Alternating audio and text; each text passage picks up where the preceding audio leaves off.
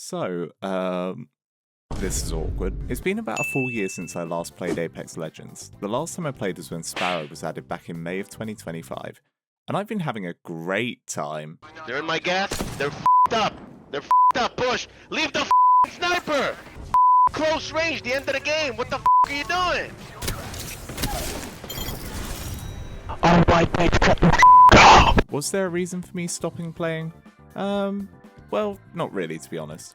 I just got a bit burnt out from playing the game after grinding ranked and needed a bit of a break from it. But now we are so back. This game has changed quite a lot in the last year, and I thought it'd be a great opportunity to share some of my thoughts on the state of the game and where I think the game has vastly improved on a lot of things. First, let's start with the big one, the new character and also some of the reworked legends. Axel is the newest legend in the game and she is really fun to play, but horrific to play against. The majority of her kit revolves around her sliding mechanic, wherein she can slide much further with a lot more control than any other legend. That's her passive, which then ties in with her tactical, which causes a large speed boost for anyone who walks over it and allows them to slide for ages, especially when going down hills. Think like a Juno speed ring, but on steroids. To have a sudden Axel speed past you and take you out like it's some hit and run. Her ultimate is also just an absolute joy to play against. This will kickstart something interesting. Sending out a drone that locks on and stuns enemies, also sending them flying into the sky and dealing a bar of shields in damage too. This drone can be destroyed, but also she runs in with it already locked in, it's basically a free kill for her. The craziest part though is her level 2 perk allows you to pick between an extra tack charge or ult charge, giving you even more movement or even more bullshit. Overall though, she is definitely a fun addition to the game and a character to look out for in the meta. Now I'm going to quickly do a quick fire round of all the other legends and give my opinions on them and their reworks. I really like his new nade jumping ability that allows you some good mobility and also lowers the cooldown, so you aren't punished for using it. His ultimate as well is pretty decent, being a really effective breaching tool and much better than his previous ultimate, which sort of became a bit outdated. Overall, a really good change for Fuse. Octane as of the time of making this video is considered one of the best characters in the game, with his double ults, extra stim that starts his passive healing earlier, and can heal through ring as I found out, and just general buffs and improvements to his kit. Octane finally feels like the fastest legend in the game and is super fun to play. While not necessarily receiving a rework, something about her now feels super fun to play, with the extra charge on her tactical, the general perks with her tactical, and her ultimate being a lot faster, and being able to pick up banners makes it a much better ability. Her passive is still incredibly useless, but at least she still has the support perks. Her changes have been slightly less, but she is my main, so I feel like I need to quickly talk about her. Her new perks are incredibly strong, especially her healing through damage one, being my personal favourite. Her speed boost also feels really constant, as long as your teammate is slightly out of range you'll constantly be moving faster.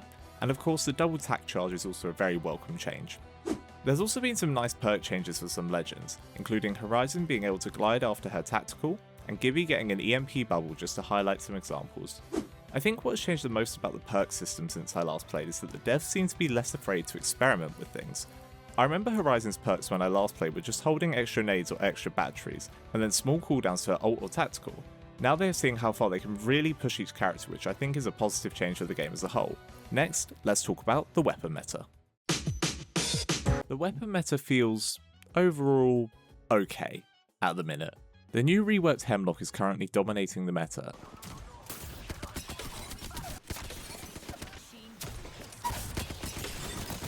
And it's the first time I've ever really enjoyed using the Hemlock. I know it's always been crazy powerful, but I've never really gotten on with it all that well. The RE45 rework came out just after I stopped playing, but I really like this one too. Do I miss the old RE45? Kinda.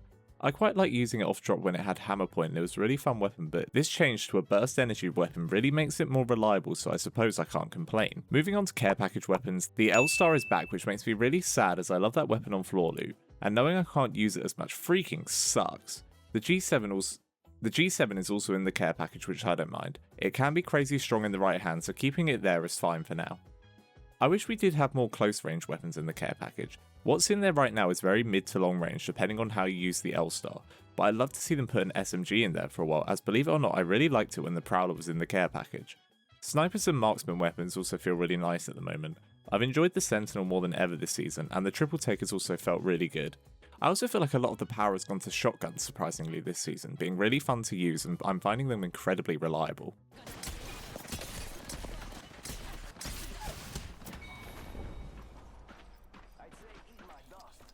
The only guns I dislike are the charge rifle and the 30-30, but I'm not sure how they would change them without some crazy reworks or buffs.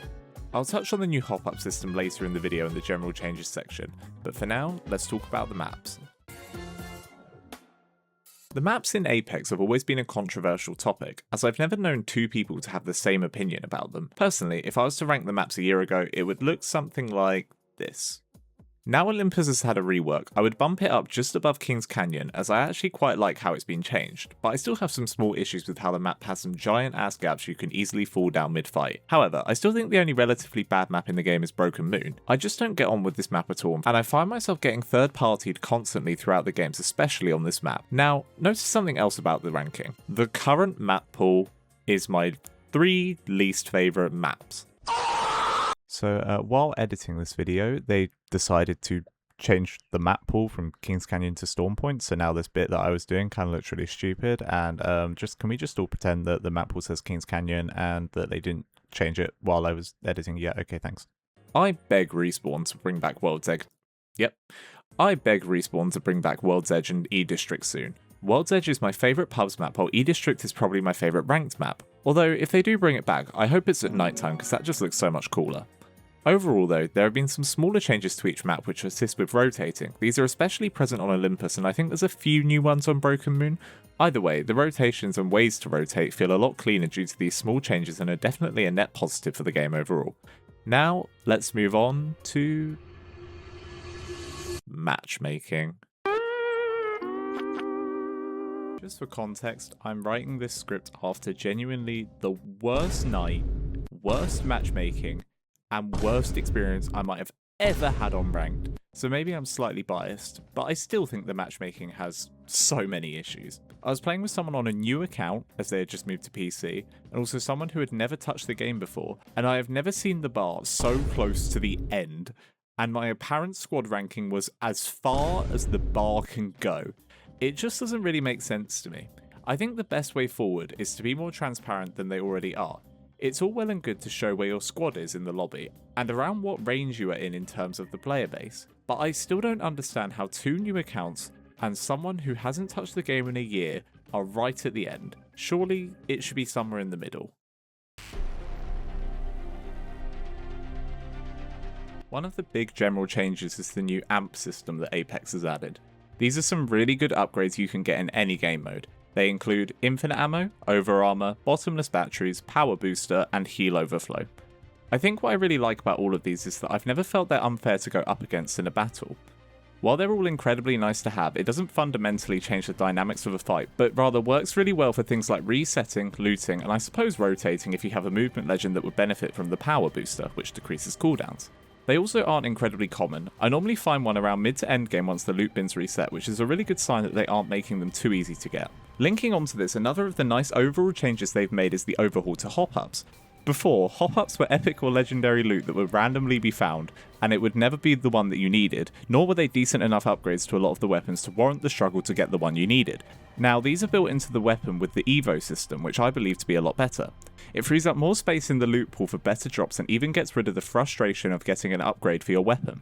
It adds a tad bit of skill to get these upgrades by dealing damage, improving the reward system with actual games. They've also added some hop-up boosters as well, where you can get 100 points towards these, which doesn't feel broken or anything, and it is blue rarity, so it doesn't really clog up the higher tier loot pool. And I don't think I can finish this video without discussing the audio issues, which are still a huge problem. Sometimes you can get absolutely no audio for people climbing up on you, pushing you, even bout jets sometimes don't play the audio. This has always been an issue in Apex and it feels like it hasn't gotten better at all. Each patch says fixed X audio, but it still feels like they aren't fixing much. I could honestly take my headphones off and get the same amount of audio I do with them on. While my last point was a negative one, overall, I think that Apex has improved drastically over the last year. Before I left, I was burnt out, I was struggling to enjoy the game, and I was getting more and more frustrated. Now I feel really excited by the more experimental nature of the game and feel like it's heading in a much better direction than it was before. The perks feel more influential on the game and more frustrating aspects of it have been simplified or significantly changed, and matches now feel 10 times better than they did before. So thank you for watching this short essay video. If we hit 1,000 subscribers by November, I will quit my job, yep. But rather works really... But bleh. Linking onto this, Linking onto... Before, hop-ups were epic or legendary... Before, hop-ups were epic or legendary loot that would add to... Before... Oh my god. Before, hop-ups were...